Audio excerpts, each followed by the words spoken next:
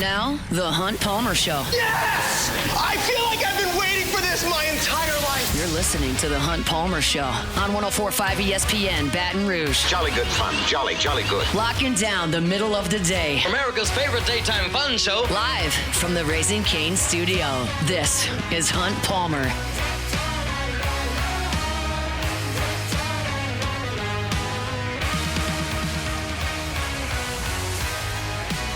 Hour 2, Tuesday edition of the Hunt Palmer Show, brought to you by Immense Networks Cloud IT Management. Appreciate you hanging out with us. Watch some highlights. I think today is probably takeover day for Ole Miss on the SEC Network. Watching Ole Miss and Oklahoma up there on one of the TVs. Trinidad Chambliss just sipped one over the middle to one Winnie Watkins for a big play up the middle of the field. He's going to play wide receiver for LSU this year.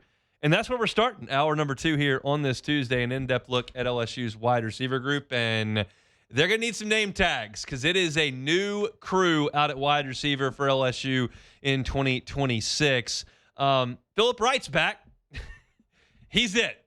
The redshirt freshman is the only returning wide receiver from last year. And at this time last year, we were looking at LSU from a wide receiver perspective going, this is going to be a really, really good group. You got Chris Hilton coming back. You got Aaron Anderson coming back. They should really be veteran leaders on the team. You go get Barryon Brown. You go get Nick Anderson. You really feel like, okay, this is going to be a force of a wide receiver group. And maybe we'll never know if they were going to be a force of a wide receiver group. They didn't have a healthy quarterback or a good quarterback any of the season last year. So it was a wide receiver group that was wasted and may have been overrated.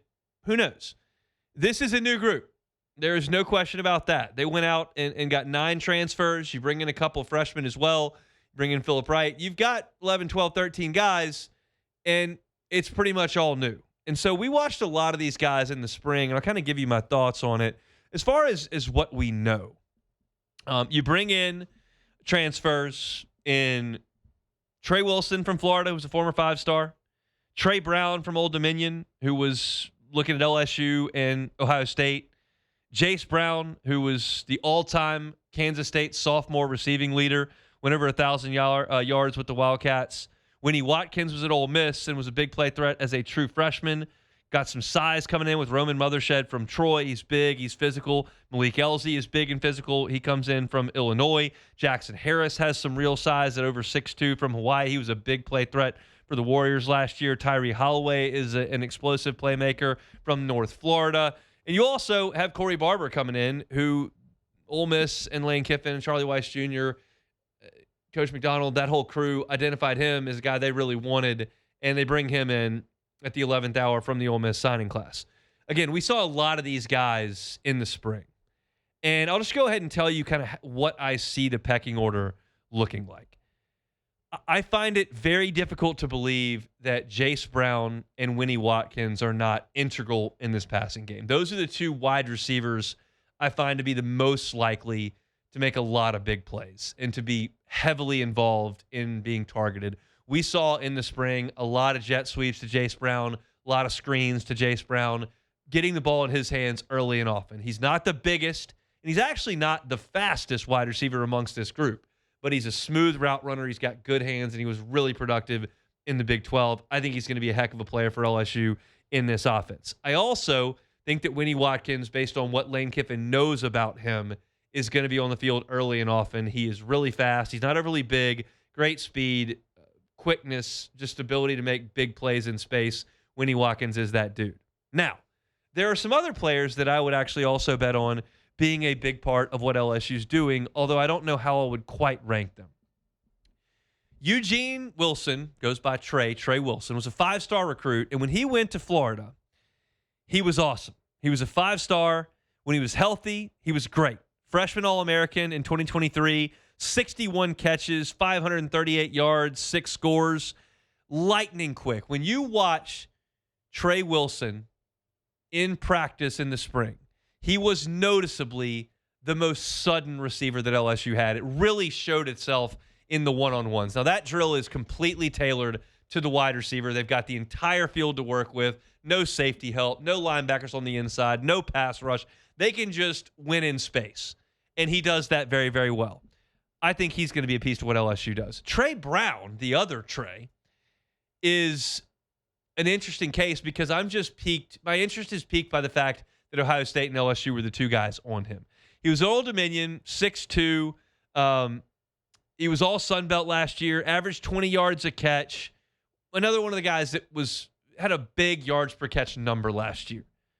I don't know exactly what his best skill is. He's not 6'5". He doesn't run a 4.3, but really big schools wanted him, and he was productive last year. So that's a guy that you absolutely think has a chance to help. That's probably where I would bet on. No, sorry, one more. Jackson Harris from Hawaii, 6'3", 205, big play threat from Hawaii last year. Had 20 yards a catch, led the Mountain West with 12 touchdown catches. He's also a guy, you saw him make some leaping catches in the red zone. I like what I saw from Jackson Harris as well. That's probably the top of the list. Jace Brown, Winnie Watkins, Trey Harris, Trey Brown, Jackson Harris. It's ridiculous how much their names intertwine. You've got 2 Treys, 2 Browns, and Harris. It's confusing, but that's the group that I think is going to be the most impactful. Now, if you told me that Roman Mothershed made an impact, I wouldn't be stunned. He's the 6'5" guy from Troy, and it was said after they got him signed that the staff thinks he's going to play in the NFL. He didn't do a lot at Troy. 29 catches, has a prep basketball background, but he's 6'5", and he offers that. Then you've got Malik Elzy, who did not do a lot at Illinois. He's 6'2", 215 pounds, was a top 25 receiver in the country out of high school. He only started 1 game in 3 years at Illinois. So we'll see. But you've got size, you've got speed, you've got quickness, and I think that the top of that group is going to be the Florida transfer, the Kansas State transfer, the Hawaii transfer, and probably the Old Dominion transfer, plus Winnie Watkins from Ole Miss. That's where I am. Phillip Wright made some real plays with his speed in spring. Would it stun me if he got to the field? No. Corey Barber got real quicks as well. Lane Kiffin and his staff love it. Would it stun me if he got to the field? It might. He's down the pecking order, but he's talented. Ultimately, though, I think what you have here is exactly what Lane Kiffin wanted when he took the job. LSU, based on the amount of money they spent on this football team, could have gotten in the mix for Cam Coleman and probably could have gotten him. But at what cost? Could you get 3 guys for the price of Cam Coleman? Could you get Trey Wilson, Trey Brown, and Roman Mothershed for what you got Cam Coleman for? Because if that's the case, and you add a 6'5" target, and you add a guy who Ohio State wanted, and you add a former 5-star from Florida who had 11 catches against Georgia last year for 160 yards or whatever it was, then you've diversified, protected yourself against one injury, which if you spend big bucks on one guy and he gets hurt and you can't help him, can't use him, well, you've got a problem. And you've diversified skill sets. This LSU team has size. Harris is tall. Mothershed is tall. Elzy is physical. They've got speed. Phillip Wright can fly. Under 10.5 in the 100 in high school. Winnie Watkins can fly.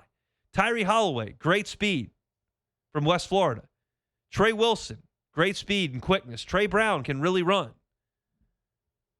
You've got the ability to win in the slot. Winnie Watkins can do that. Absolutely. Trey Wilson can do that. Jace Brown can do that. They have. So you've got size, you've got speed, you've got quickness, you've got all the elements. It's just a matter of who goes out there and wins reps. They'll have a chance in the spring, into the summer, now into the fall, to differentiate. And it's 9 guys trying to do the same thing. And we'll see the cream rise to the top before Clemson. I don't think you're going to play 9 receivers. I don't think you're going to play 7 receivers. I think you're going to play 4 or 5.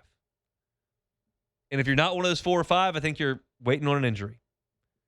Because while I do think they wanted to stock the shelves, to diversify skill sets, and create depth in the receiver room, I think of the depth you created, you find 4 guys you want to go put to the field.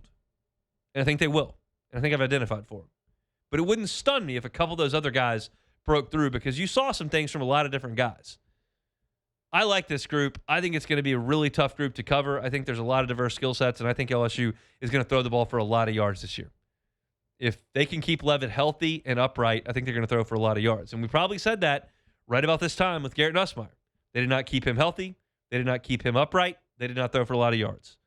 Keep the quarterback healthy, keep him upright. This group is good enough to win on the outside, make huge plays, do the things that Lane Kiffin loves to do, which is create mismatches, create open space, and hit big plays down the field. This group can absolutely do it. I'm excited for wide receiver at LSU. All right, if you want to read my in-depth chart pieces, you can do that at LouisianaSports.net. Go to teams, go to LSU, go to football, and you'll see all those in-depth chart periods. I did every single position, offense, defense, and special teams. You can see them all there. If you'd rather just listen, you can go to Hunt on LSU on YouTube, and we're knocking off one of these positions every single day. We've now gone through the entirety of the offense, I believe. If we maybe – no, we haven't. No, we haven't. We've only done the front. So we've done center, guard, tackle, tight end, wide receiver. We still got to do quarterback and running back on the offensive end, and then we'll get to defense as we get closer to SEC Media Days at the back end of this week. So chugging through, getting closer to football season as it were, if you want to read about it, or if you want to read about it, LouisianaSports.net. If you want to listen to it, Hunt on LSU will have all of our position breakdowns wherever you listen to your podcast. All right, when we come back, I may have found a spot for LSU to look for basketball players. I don't know, but I'm looking. It's next. The Hunt Palmer Show. Shout out Marucci, official bat of Major League Baseball, and such a cool place to go visit. Take a tour. You can buy a ticket at maruccisports.com, maruccisports.com. Buy a ticket. Go on the tour. See how they went from a backyard shed to the official bat of Major League Baseball in 2 decades. It's an amazing story. It's an amazing facility. You can see where they cut the bats down, where they stand them, where they send them off to the best players in the world. You can also join the hitter's house. Take batting practice whenever you want with your key card access. If you become a member of the hitter's house, that is what you've got access to. It's all there at maruccisports.com. That's all from my friends over at Marucci. You're listening to The Hunt Palmer Show on 104.5 ESPN, Baton Rouge.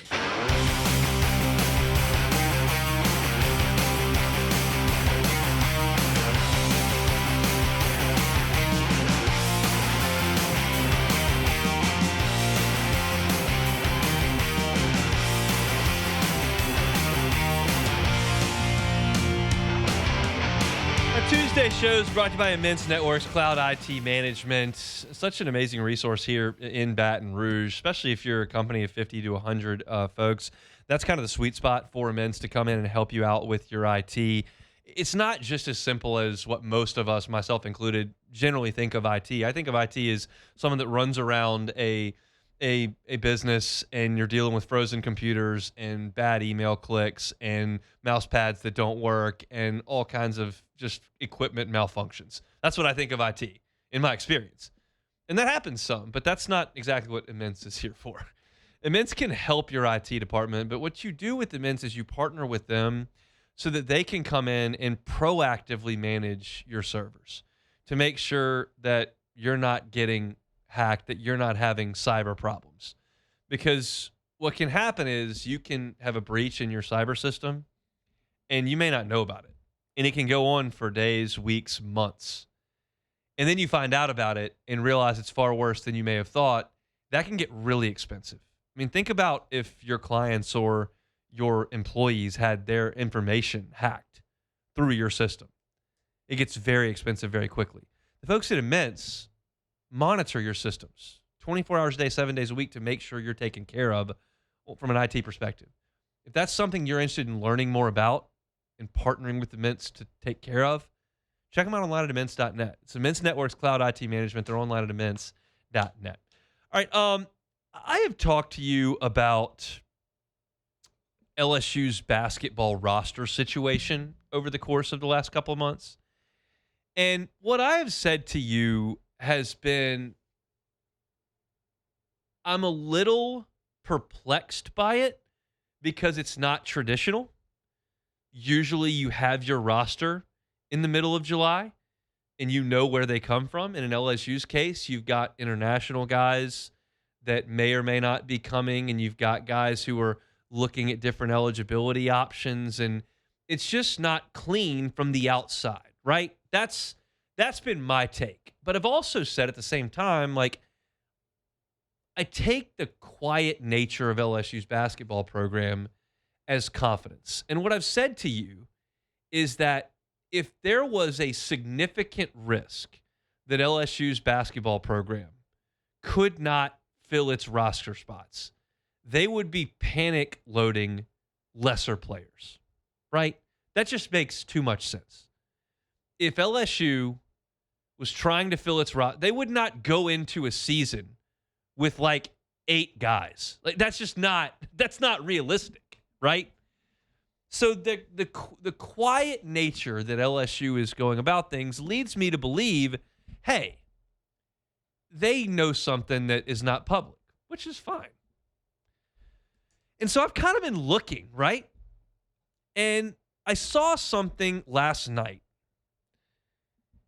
It was actually posted at 7:30 on Yahoo about some litigation that is now ongoing with players suing for a 5th year of eligibility that otherwise would not have it.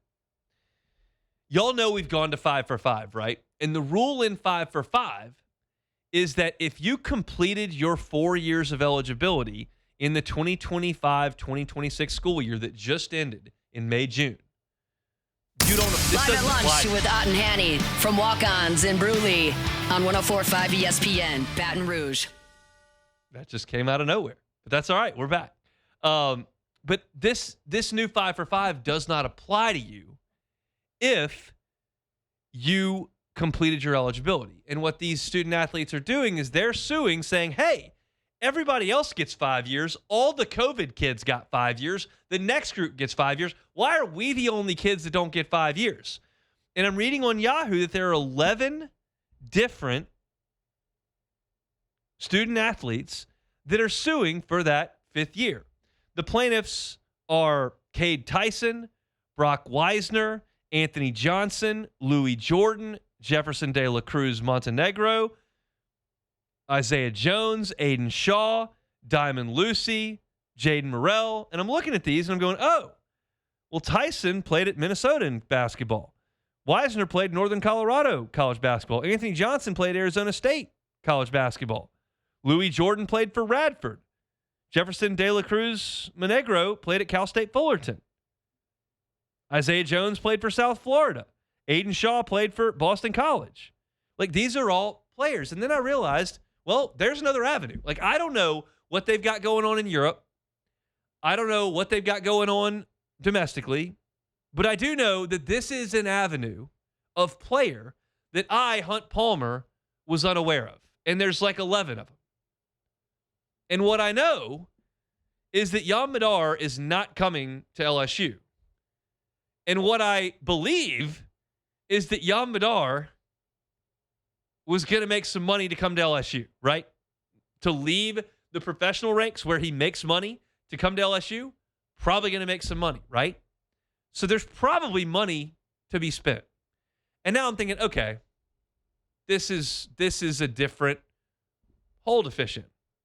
I don't know if these guys get eligible, but it's not something I considered. My consideration was, one, the transfer portal, where you got Divine Ugachukwu and you got Austin Nunez and you got some transfers. And then the Europe model, where we were hearing some names from overseas. And now this is a different honey hole. Because they're not going to get freshmen. And a reclassify is going to be odd to do at this time in the calendar. Probably, if you do get a reclassification, it's probably going to have to come January 1st. So I don't know any names here that LSU is going after. I don't know that LSU is going after this guy or that guy who's suing for a 5th year of eligibility.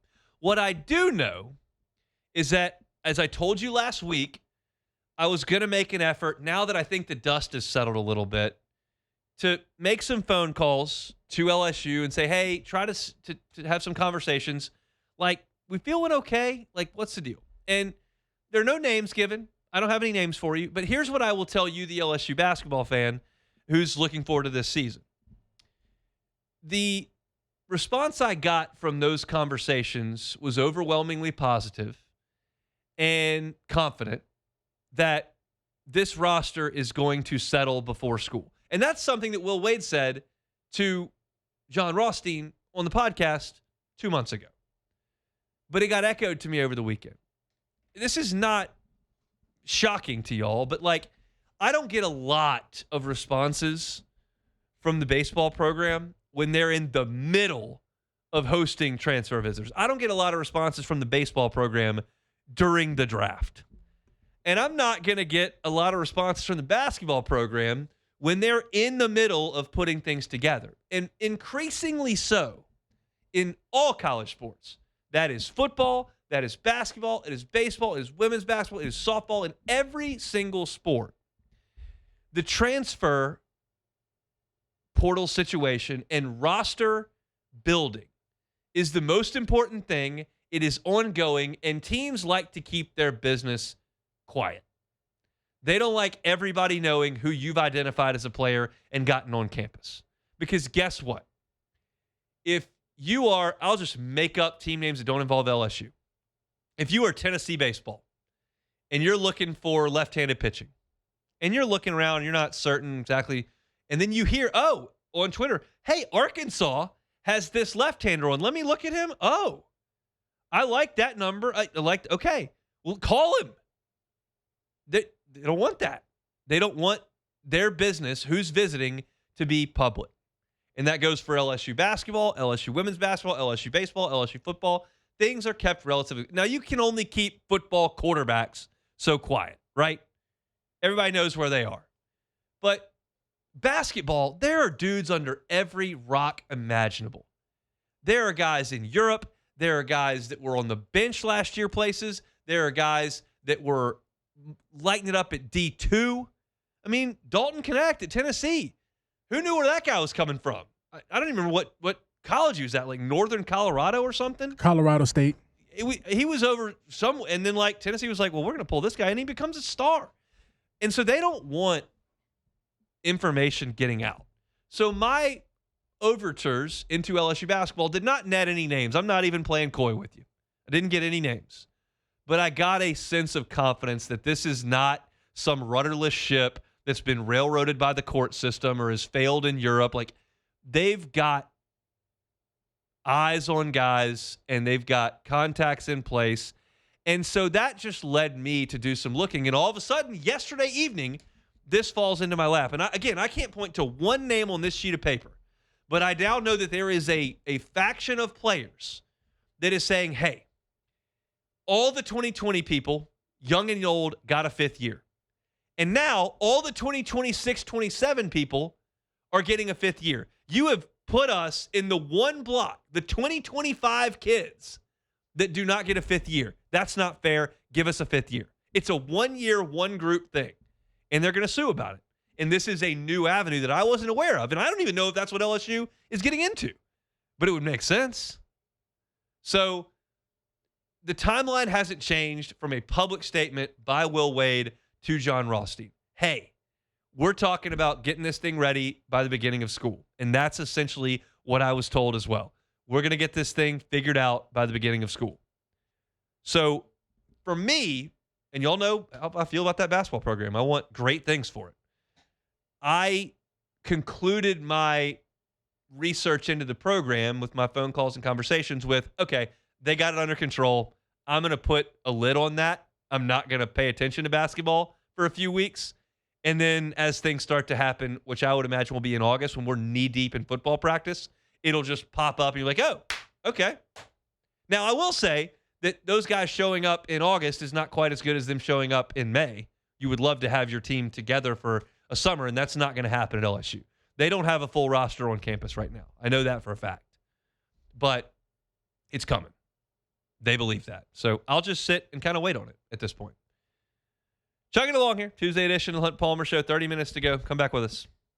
The Hunt Palmer Show. Fabry Chevrolet GMC, FabryChevrolet.com. FabryChevrolet.com is that website. The entire lot is online at FabryChevrolet.com. It's so user-friendly. If you're looking for a Chevy Silverado, you can search Chevy Silverados. If you just want a new one, click the new tab. If you just want a pre-owned, go to pre-owned.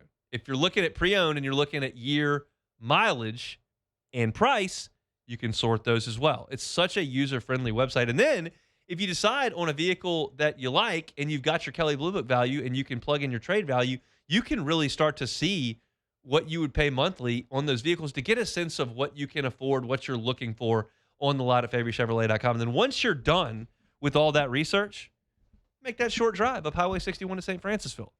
Say, hey, check this out. I'd love to look at this vehicle that you got on the lot and hear more about it. Get behind the wheel, test drive it, and get behind the wheel of a new car. Summer vacations winding down in the next few weeks, I would suggest. But if you haven't gotten out on yours yet and you want a new vehicle for that, whether it's a Chevy Silverado, maybe it's a Chevy Suburban or Tahoe, maybe it's a GMC Sierra Yukon, you can check them out online at FaboryChevrolet.com and make that short drive to Highway 61 in St. Francisville. And visit my friends at Fabry Chevrolet GMC. This is the Hunt Palmer Show on 104.5 ESPN, Baton Rouge.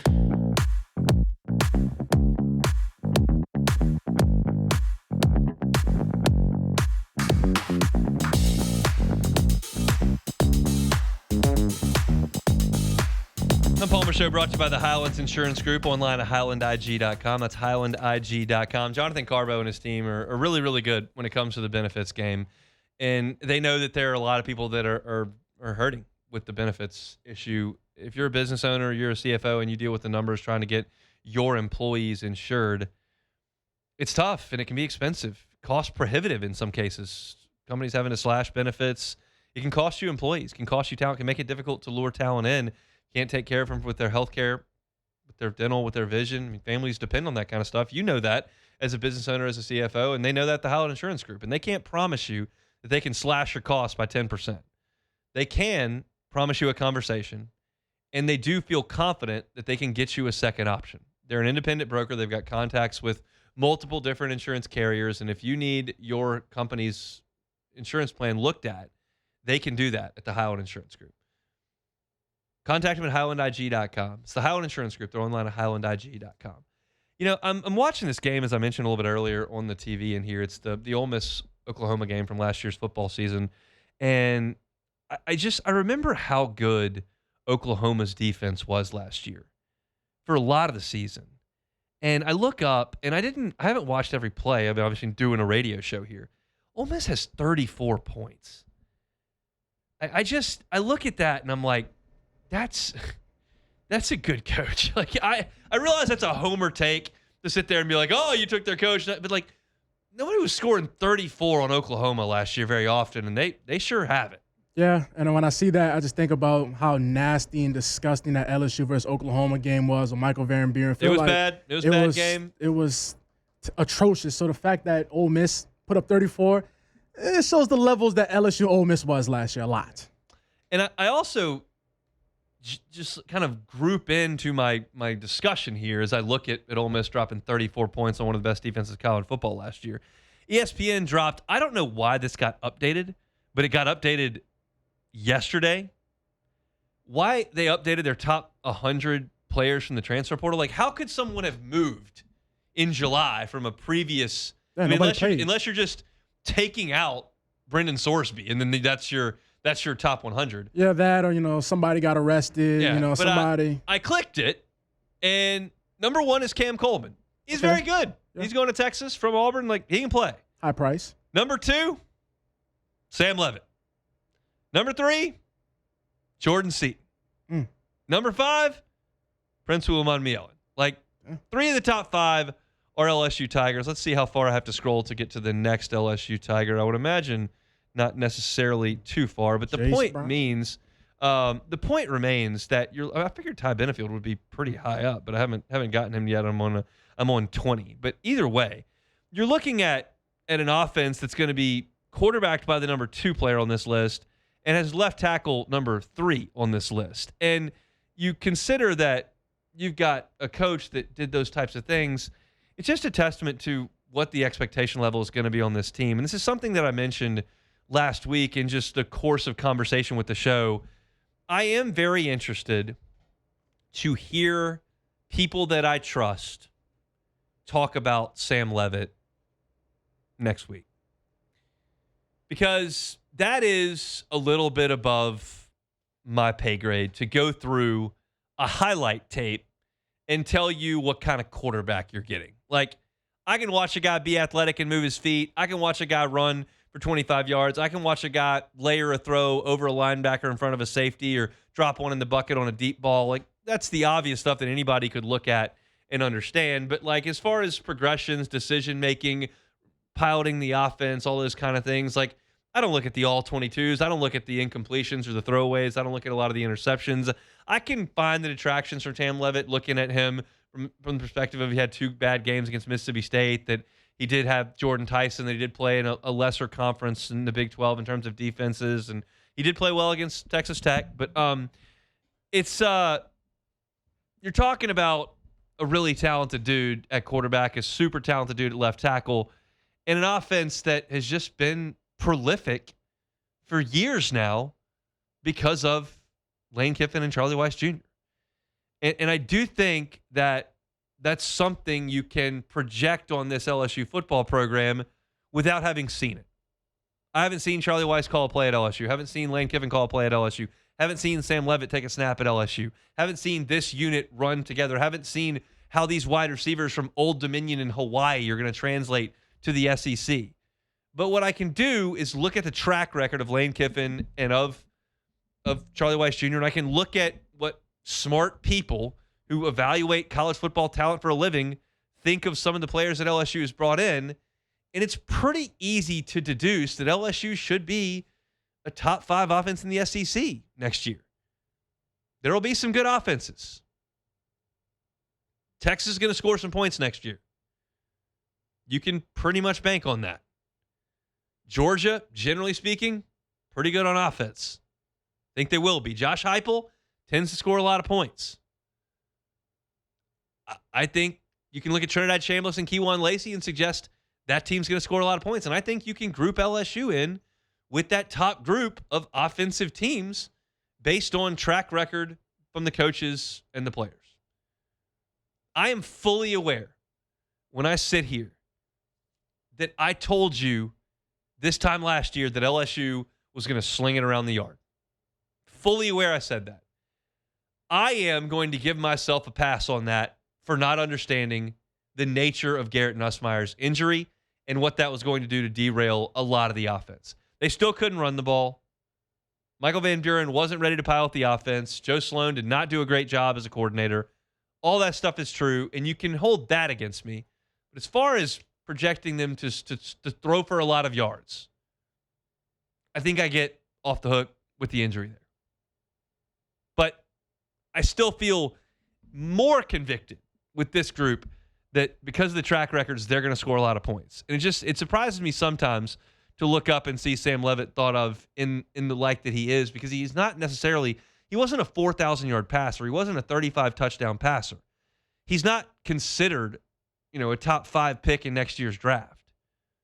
But he is considered an elite addition to this program. And I think seeing that time and time again from different outlets and understanding what Lane Kiffin and Charlie Weiss Jr. have done, it can only lead you to really one conclusion, that this is going to be a really, really good offense. Now, I'm just curious as I continue to scroll where the next LSU guy is on this list, because it's surprising for me to get to 29 and see DJ Lagway on there in front of some of the guys that LSU brought in. Like Ty Benefield is 32nd on this list behind Lance Hurd.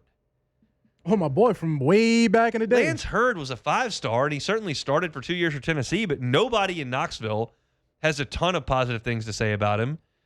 And Ty Benefield is thought of as maybe the best player in LSU's defense. So for ESPN to rank him all the way down at number 32 is surprising. I'm curious, and I was reading this piece in the break, the scouts tape.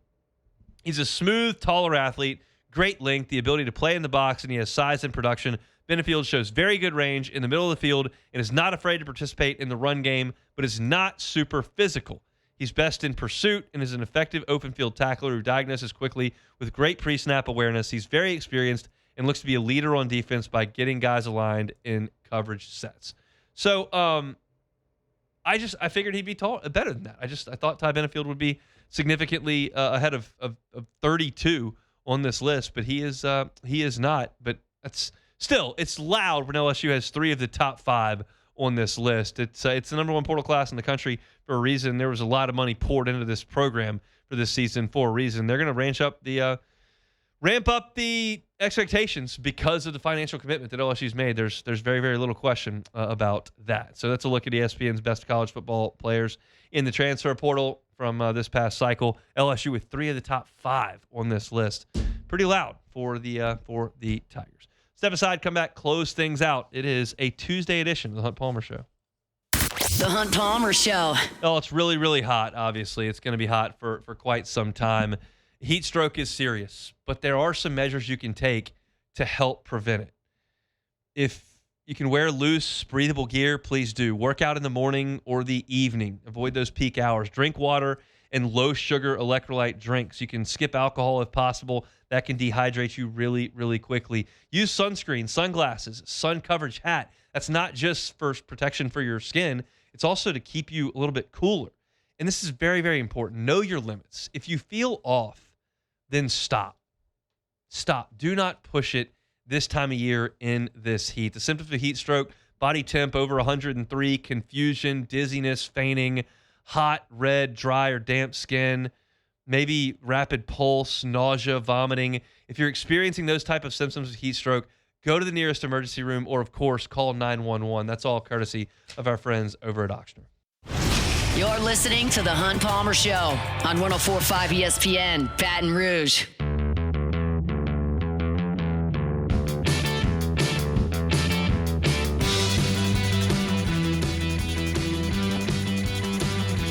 Tuesday show is brought to you by Immense Networks Cloud IT Management. Back to the point in the last segment, Oklahoma last year, 7th in the country in scoring defense. They allowed 15.5 points per game. Just some scores.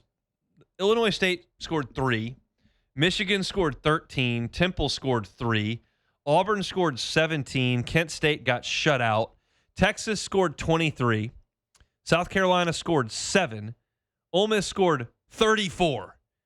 It's quite a jump there. Now, Tennessee scored 27 in a game that Oklahoma won, 33-27.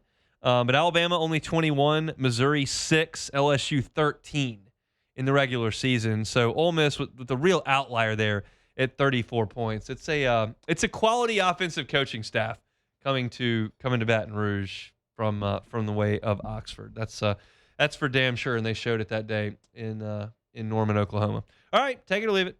Take it or leave it. Take it or leave it. Take it or leave it. Today's hottest stories in sports, news, and sometimes even Hunt's life. The question is, will he take them or leave them? All right, so public health officials are reportedly investigating if lettuce served at Taco Bell restaurants played a role in the outbreak of a gastrointestinal illness that's causing explosive diarrhea that has taken thousands across the country. So did Cassie dodge a bullet by not trying Taco Bell? Take it or leave it. I'll take it. Look, I've got a buddy who succumbed to this. Oh, wow. No word on Taco Bell, but succumbed to this situation last night. The produce. Yeah, I was sent a list by my wife of things that I could not buy this week. Okay. Candidly, the Palmers are eating some frozen stuff this week. We're not doing a lot of salads, a lot of leafy grains. I wanted some tacos today. We went to the frozen section for some meals this week. There's also going to be a breakfast for dinner night this week. We avoided all that. I noticed when she sent me that, and I looked at the things I was going to buy this week, like, I was like, oh, well, I can't do that. Can't do that. Like, we buy a lot of, like, bagged salad mixes, a lot of bagged spinach and lettuce and that kind of stuff. And if we're ditching that for a little bit, it's going to be some interesting times. But I'm not planning on eating super healthy next week in Tampa anyway. I'm probably going to eat out and eat a lot of burgers and stuff. Vacation. Maybe some seafood. And then work vacation. And then this week, there's some frozen dumplings going in tonight. I think we got breakfast or dinner coming up. All right. Last night we did grilled cheeses with the kids. So we're avoiding a lot of the things we generally eat because of this. So we're going to try to avoid that situation in the Palmer house if possible. See, at first I was a little confused because I'm like, well, doesn't Taco Bell always cause explosive diarrhea? Yeah, well. Then, I had to dive a little bit deeper. It's like, oh, it's the produce. Okay, that's a little interesting. So yesterday it was revealed that Lamar Jackson was number 69 on the top 100 list. We talked about that. Yep. Well, today they dropped who number 68 was. And it's Courtland Sutton from the Denver Broncos, the wide receiver. So I mean, is Cortland Sutton over Lamar Jackson taking or I'm going to leave that. I mean, Cortland Sutton's had a really nice career, but he's not Lamar Jackson. And I don't, again, like yesterday, I don't suggest that Lamar Jackson's like way past his prime. He got hurt, but it's not like he played a whole season and couldn't run anymore. He got hurt. He's healthy now. I think he's fine. Yeah, the NFL, they knew what they were doing, especially how they had to wait a whole 24 hours to reveal who number 68 was. So I see what's really going on behind closed doors. So a Kentucky 9-year-old broke a Guinness World Record title by drawing and competing a 10-square hopscotch course in under 50 seconds.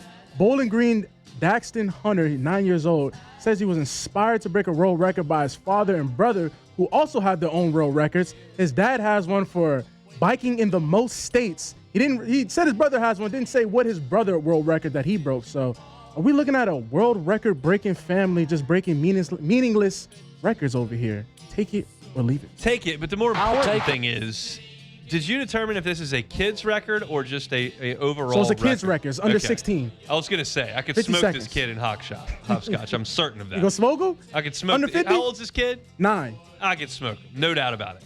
But if it's just a kid's record, then I'm not going to try to challenge that. Shout out to him. Good job. But I would have smoked him if it was a real record. So what I'm hearing is just, were you like a hopscotch legend? No, I don't think I've hopscotched in 30 years, but I know I could do better than a 9-year-old in anything. So I could beat that. Well, that's it for take it or leave it. That's it for take it or leave it, huh? Leaving it at my hopscotch? Well, it's really more because I find it more interesting that this kid has a whole, like the family, their lingo. Well, not their lingo. They're their breaking purpose. records that nobody else is trying. Yes. That's the issue. Yes, that's what I'm getting at. I guess really what everyone's doing. I mean, if you're not setting the Boston Marathon world record, you're really just trying to break records that nobody wants to do. You know who breaks the records that I think are just absolutely ridiculous? Who? These cup stackers. Oh, yeah. Like yeah. And then what's even more wild to me, the Rubik's Cube. Yes, I knew you was going there. I don't know how you do that fast. Have you ever solved the Rubik's Cube? Hell no. Me either. I haven't either. I've got the attention span of a 3-year-old. I refresh Twitter every 19 seconds. You think I'm going to sit there and stare at a Rubik's Cube? I got news for you. A little dopamine. I can't even get through, if I can't get the Wordle correct in the morning on the first 5 guesses, I'm not going to sit there for 20 minutes and try to come up with another word. I'll just get it wrong on purpose and see what it is. I can't sit there. I have no interest in. So that brings another ridiculous point up. Okay. Me and Alyssa started dating in the fall of 19, and then COVID hit spring of 20. Okay. So we were dating. Everybody else we knew was married. We couldn't go out to dinner. We couldn't go to the movies. Couldn't go do anything because it's the world shut down. So we had to find things to do at home. We bought rollerblades for her. We rode bikes somewhat, but we did puzzles, big table-sized puzzles. Okay. I don't like puzzles. I'd never liked puzzles. I had to talk about this at the rehearsal dinner when we got married. I was like, I didn't like doing puzzles. I liked hanging out with you, so I did the puzzles. Yeah. She was nice. She got me a Cubs puzzle that we put together. I didn't like doing that puzzle either.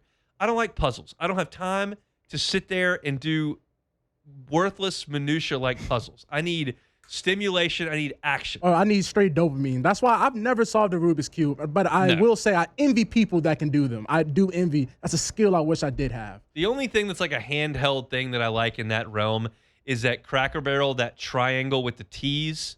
You jump the T's till you only have one left. Oh, I like that game. I'm about to say, no, that's out of my wheelhouse. It's quick. It's quick. Well, let me tell you this, though. Can we really understand the psyche of just looking up random world records to break, and that's like your purpose on this planet? Looked up. We got a minute and a half to do this. We looked up when I was in college. This is a very college thing. What is the world record? We heard that the Olympic Village with the athletes was very promiscuous. Oh, yes. For college students, that's an attractive thing, right? Well, 100%. I got to get to the Olympic Village. How do I get there? So we looked up what we had a chance to qualify for the Olympics in. Not seriously, but if you told me I had to do it. Because there's no shot I can make the basketball team. Yeah, I mean, I can't beat Usain Bolt. That's not going to happen. I can't high jump. We got to find something I can do. Okay. So we settled on one event that we thought we had a shot at because it doesn't take athleticism. It takes precision. Okay. The 10-meter, which is not that far. It's 10 yards. The 10-meter air pistol. So you shoot. The dude that shoots the now, you got to hit a bullseye every time, but I can't beat Usain Bolt. I at least have a chance to shoot the gun. So that was our only chance to get into the to the village and to get hands full of contraception and go have 2 weeks in the Olympic Village. That was our grand plan. I'm mad y'all didn't go through with it. Actually tried to attempt it. No, we just got drunk and ate pizza and didn't qualify for anything. That's what we did in college. So that's the end of that discussion. That's the end of our show. We're brought to you by Men's Network's Cloud IT Management. If you missed any of the show, including our LSU basketball discussion, LSU football, talk to LSU baseball, as well as a couple Saints segments as well. You can catch that at Hunt Palmer Show, wherever you find your sound. Hunt on Saints and Hunt on LSU. Matt's going to drive you home next. We're back tomorrow, same time, same place. The Hunt Palmer Show. Let me tell you about Lifetime Roofing. They're online at lifetimeroofingla.com. Lifetimeroofingla.com is their website. They are locally owned. They are locally operated. They can help you anywhere in South Louisiana, plus into Houston. And their core values are so important to them there at Lifetime Roofing. It's customer service, it's quality, it's integrity. They take pride in setting themselves apart from other companies by being involved in the community that they serve. And that's what they think of roofing as, because so often when they're called in to do bulk work, there has been some sort of incident where the community needs help, and Lifetime Roofing believes they're serving. They also do BCA awareness giveaways, military giveaways annually to help the community in which they serve. If you're looking for a new roof, they got you covered. If you just want an inspection to see if your roof is ready for hurricane season, they can do that as well. They're online at lifetimeroofingla.com. It's Lifetime Roofing. They're online at lifetimeroofingla.com.